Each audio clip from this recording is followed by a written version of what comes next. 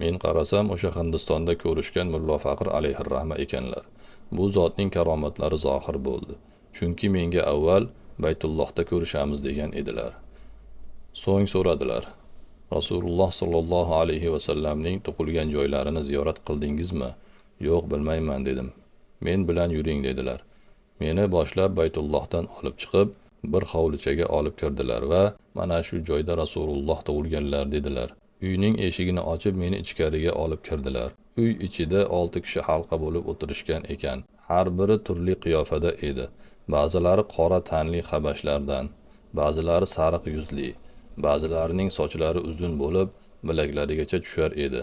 Mullo Faqir menga bularni ziyorat qil dedilar. Men hammalarini ziyorat qildim. Keyin meni boshlab tashqariga olib chiqdilar. Tashqarida bir uy ichida bo'yra ustida o'tirdik. Menga o'z qo'llari bilan choy damlab berdilar.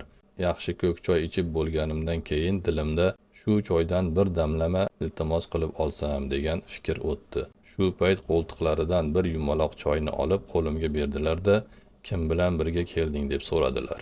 Men dadamning kelganlarini hikoya qilib berdim. Meni hojixonaga olib borgin, qiblagohni ziyorat qilaylik dedilar. Men u kishini hojixonaga olib keldim. Qiblagoh bilan ko'rishdilar.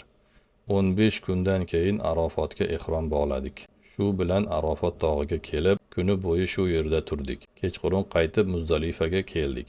Bu yerda bir kecha qolib, ertasi kuni Minoga keldik. Minoda haj ahkomlarini bajarib, 3 kun turib qurbonlik qildik.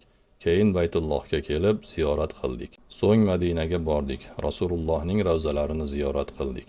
Keyin yana Makkaga qaytdik.